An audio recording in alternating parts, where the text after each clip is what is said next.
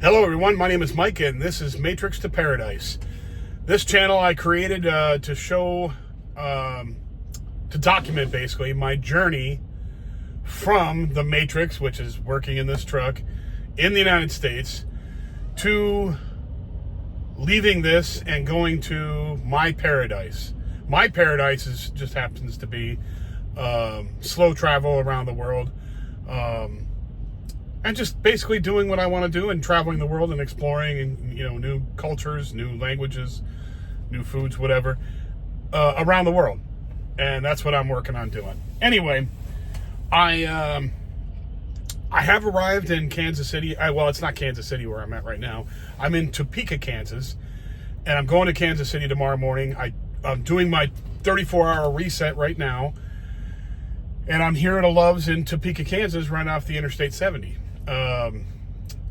So I've been hanging out, watching videos all day, taking a nice long nap, just enjoying the day off, basically. Sometimes you need a day off, because I remember when I was married, my ex-wife, she couldn't drive more than 5 or 6 hours in a car. I mean, even if she wasn't driving. She didn't like sitting in the passenger seat for more than 5 or 6 hours. She could never be a truck driver. And a lot of people are like that. They don't want to drive too long. So after driving 8, 9, 10 hours a day for the last, 2 weeks, because I was chasing recap hours the 1 week, and then I got my, no, it's been a week. Okay. Well, I mean, so a little more than a week I've been driving, 8, 9, 10 hours. So it's nice to take a day off. It's nice just to relax, even though I'm in Topeka, Kansas, and staying in a truck stop, and can't move the truck because I don't want to risk breaking the clock for my 34-hour reset. Now, if you screw up and you take off driving, for some reason you want to go and you want to detach from your trailer and go out in town and, go to Walmart or go to someplace to eat or go to the movies or whatever, you could do that. But the problem is, if you're on your 34-hour reset and something gets screwed up on your clock, you can set your clock for, you can set it up.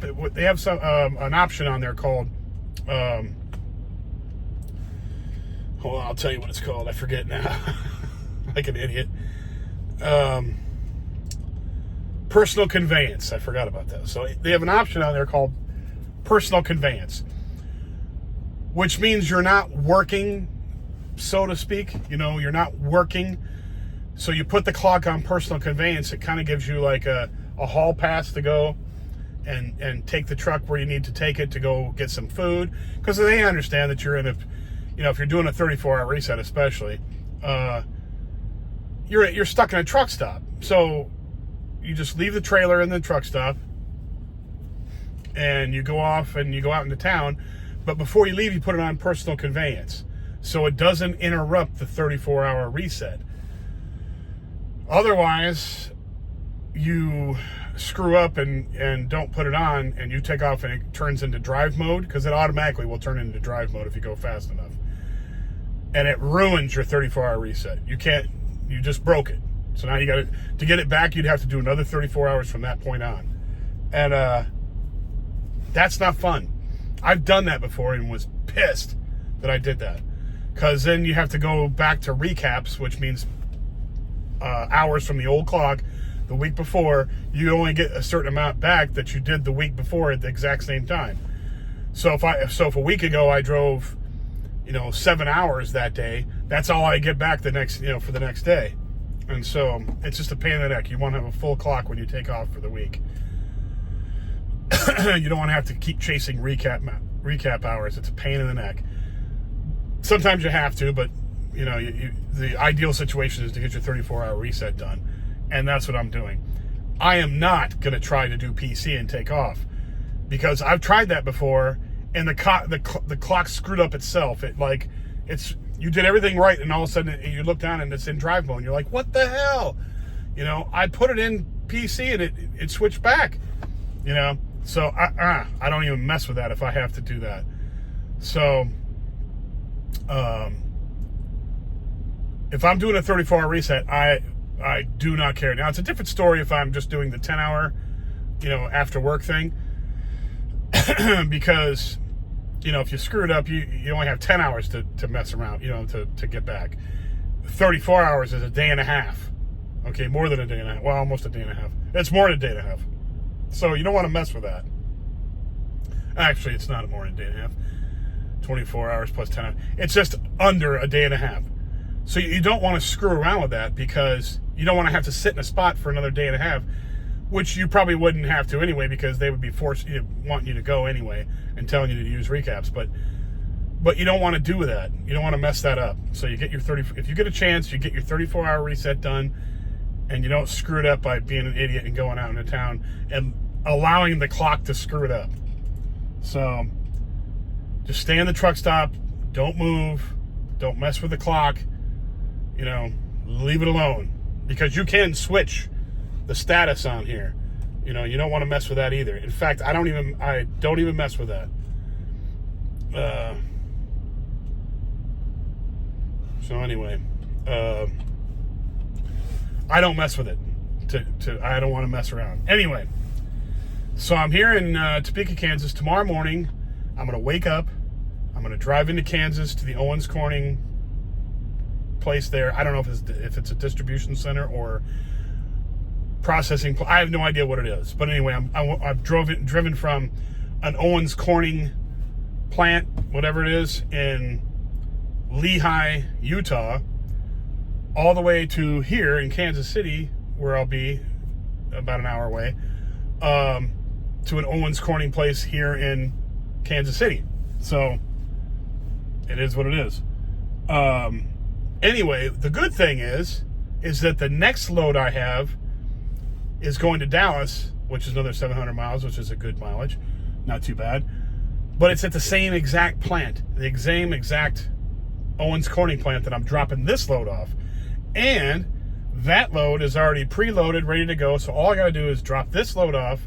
Don't even have to mess with it empty. Go over and pick up the new load and take off. That's all I got to do. I am like, that's the best scenario you could possibly have. Now, let's cross our fingers and, toes and everything else, and hopefully everything goes smooth tomorrow, because once everything looks great, something else pops up and makes it not so great.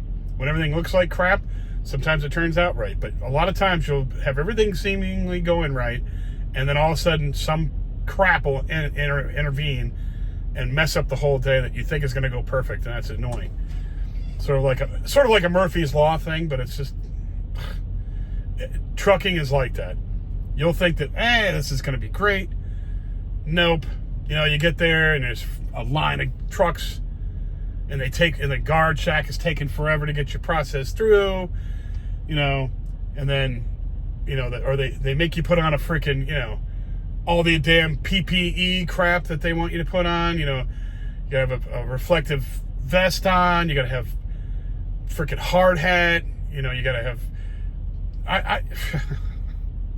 long pants on. I wear shorts every time. I wear shorts everywhere, because it's too. Running around in a truck. It's like driving a car. You don't want to get sweaty when it's hot outside. It's been hot this summer. So you're driving around in a truck. It's air conditioned in the truck, but once you get out, you start sweating. You don't want to pants on and stuff. I just wear shorts all the time. Even in the wintertime, I wear shorts. And just more comfortable. And my legs don't get cold. It's my torso, my head, and my feet. That's what I'm worried about when I get cold. But anyway, that's beside the point.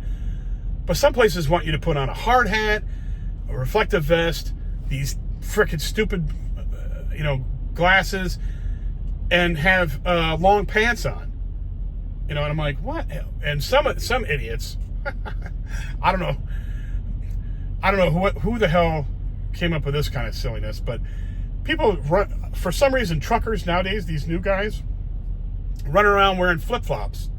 How in the hell you could truck drive in flip-flops, I have no idea. In fact, I think it's against DOT policy, DOT rules, and regulations to wear flip-flops to not just flip-flops, but like sandals and shit, or like house shoes. I don't, toeless, toeless shoes. I don't know how they do it. I don't know how. I mean, I know you could drive that way, of course. All you have to do is push on the pedals, and most of the time it's, driving down the freeway with just, your cruise control on. But I can't believe some of these distribution centers let these guys come in there with flip-flops on.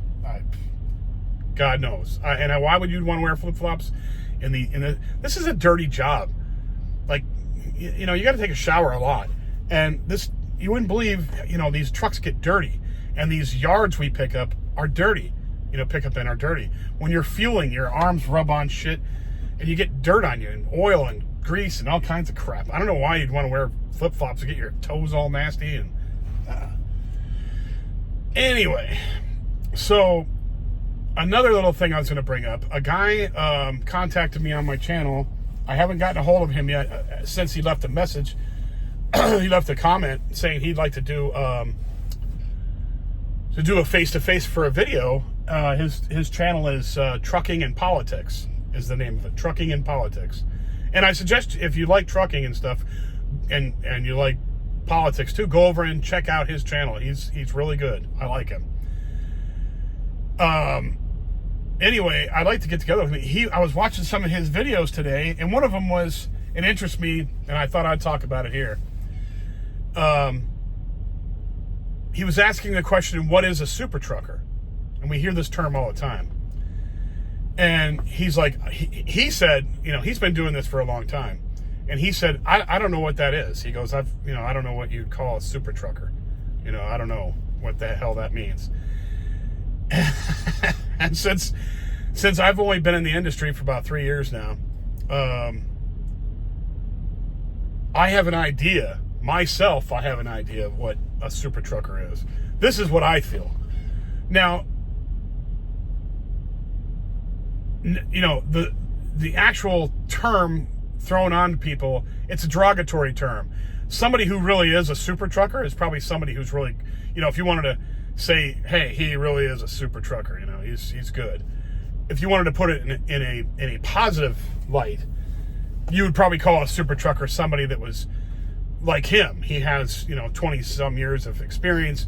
He could drive the truck anywhere. That he could tell you how he's been into spots that, most people can't get into. He can back in any door. He can back in any spot in the freaking, in the truck stops. He knows how to do everything there is to do with trucking. And, some guy commented on his thing and said, oh, a super trucker is somebody who knows how to cage brakes and stuff. And I said, cage brakes? Who the hell does that? Who would want to cage their brakes? I mean, if you're driving for a big company, you're not going to cage your damn brakes. You're not even going to mess with it. You're going to call them and say, look, I'm broke down. The brakes won't release. You call somebody else. You're not going to go out there and screw around with it. You're not a mechanic. Unless you're an owner-operator and you work on your own truck, that's a different story, okay? If you work on your own truck, then you should know how to cage brakes, and caging brakes meaning release them. Because what happens is when you take the air off of the trailer, if the air isn't working for the truck, because there's an air generator, in the engine, we run on air brakes. You need brakes, you need air to go back in. There's automatic brakes in the trailer. They're automatically spring-loaded brakes that pop out, and they're on all the time until you add air to it, and it pushes them back in. That's what allows your trailer to roll. Now, if somehow your air gets screwed up, now you can get them to roll. There's a way to get them to roll by, I don't know how to do it because I've never done it, and I'm not gonna do it because I don't care about that shit. I work for a company who's gonna take care of all that. I don't care. I don't want to care. I don't want to know. I drive. That's what I do. I'm here to make money.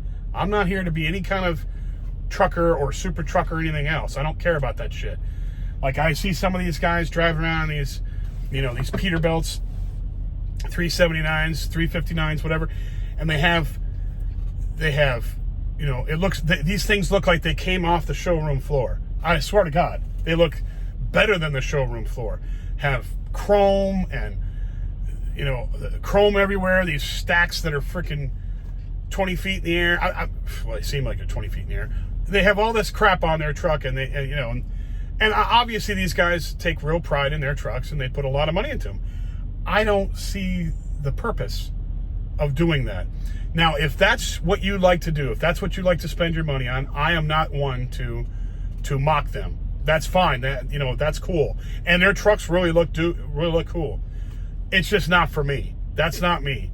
So some of these guys who have all this stuff and, they have nice trucks and all this and they do a good job, hey, those guys are probably the super truckers. The super truckers in the negative light, okay, this is how I see it, are these morons that just got out of CDL school or a year or two removed from CDL school. They run around. They know how to back up now, so they think that they're cocky. They run around. They go through the goddamn parking lot of the truck stops doing 30, 40 freaking miles an hour, running through here. And that's what pisses people off. They jump out of their truck and they go in, they'll park in the fuel lane, okay, not get any fuel at all, with people behind them waiting to get fuel. They'll hop in there. They'll jump out, still talking on their little headsets, because I don't have one of those headsets. I don't care about that. If I need to talk to somebody, I've got an iPhone, and I've got some AirPods right here, earpods. If I'm going to talk to somebody while I'm stopped, I put the earpods. I make sure that this thing's charged up. I put the earbuds in there, and then I use Siri, call Siri, and tell Siri to call who I need to call. And that's how I work it. I don't need these things where the little thing comes out in front of your face, little freaking thing, trying to look cool. You'll see these guys jumping out of their trucks with these things on, and they're talking in their little headset like they're, got a business deal going on or some kind of crap like that. Running into the truck stop, grab their little coffee and their, their Danish or whatever, coming out, trotting back out with their seafoam green shirt and freaking khaki pants on, and in their flip-flops or their sandals or some shit, and jump back in the truck and then, spend a second there, but pissing off the guy behind them who wants to fuel, and then they take off. That's who I call a super trucker. Somebody who wants to be Mr. Joe Trucker, Mr. Cool Guy, Mr. Don Johnson, freaking, Sonny Crockett of the if you guys know what I mean, the old guys know what I mean when I say Sonny Crockett, but some of the new guys probably wouldn't have a clue what I'm talking about. But anyway, they want to be the cool guys, and they jump back in their truck and run around, and then they drive 40 miles an hour through the freaking parking lot. That's who I call the wannabe super truckers, which they're morons. Most of them are morons. Those are the guys that fly past you on the freeway doing 75 miles per hour when it's snowing and raining and sleeting out. Those are the idiots. Those are the idiots that end up overturned in the median, or get crashed into the frickin' guardrails and tear them up for a half a mile. Excuse me. Those are those kind of morons. Don't pay attention to safety. Don't do what they're supposed to be doing. Running around trying to look more cool than they are doing their job. When you're out here, safety is number one. I don't care what anybody says. If you're not being safe, you're a freaking moron, and you're putting other people's lives in danger. My life and anybody else on the road in a four-wheeler or a semi or whatever. You're putting all of us in danger. These things are not to be toyed with. You don't just drive this. You could go anywhere from 30,000 to 80,000 pounds in these things, and 30,000 pounds an empty trailer. Okay, that's still 10 times heavier than most cars. 10 times. If you're 80,000 pounds and you crash that truck into somebody, you're going to kill them. You're going to kill them. Okay? These cabs are made out of fiberglass. Okay? Or very thin metal. Okay? Like sheet metal. There's no roll cage in here.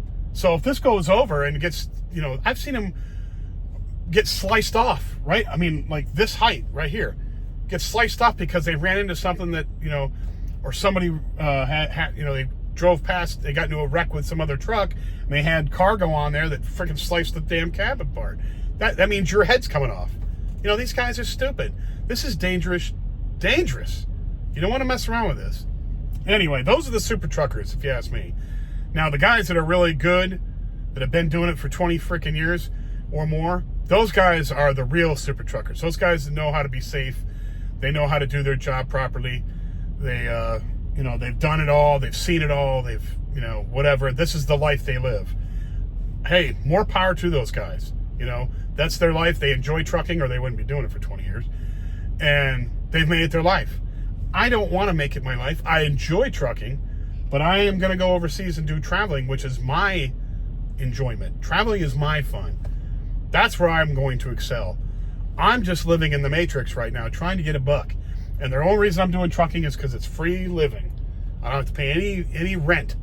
And if anybody who lives in the United States knows that rent is over $1,000 a month, anywhere you go, even if you try just to rent a room in a house that has 3 other people renting rooms, you're going to pay anywhere between $600 and $800. And that's just to rent a room. Now, of course, you can go out and live in the middle of nowhere and probably rent something a little cheaper than that, but still probably not far off from $1,000. So this is saving me $1,000 every damn month right here. If I lived in Phoenix in an apartment, and plus, as a truck driver, you're never home. So what's the point of spending that money if you're never going to be there? Why not just save it? So I live in the truck. It's cheap.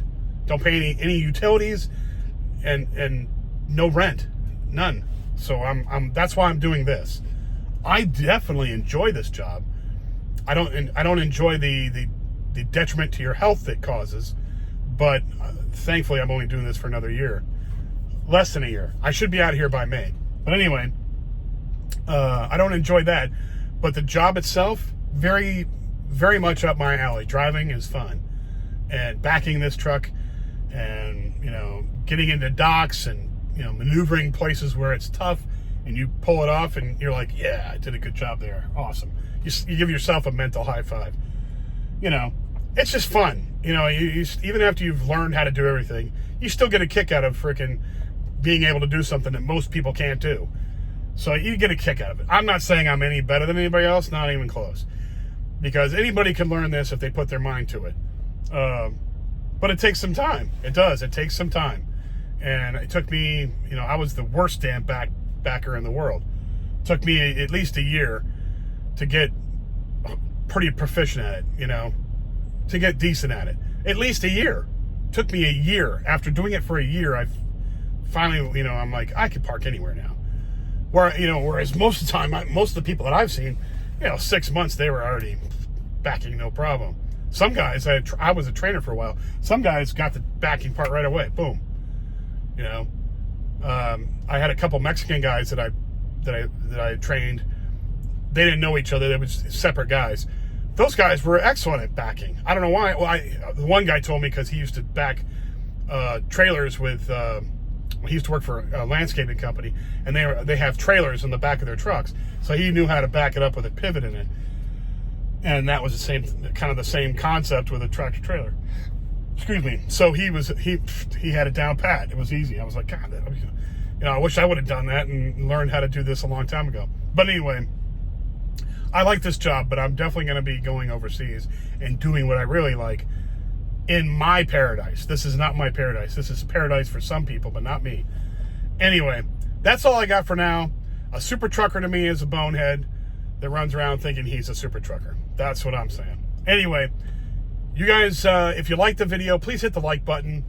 If you do that, I would appreciate it if you could subscribe to the channel and pass it off to anybody else who knows or who likes trucking or escaping the matrix or slow travel or going overseas, any of that kind of stuff.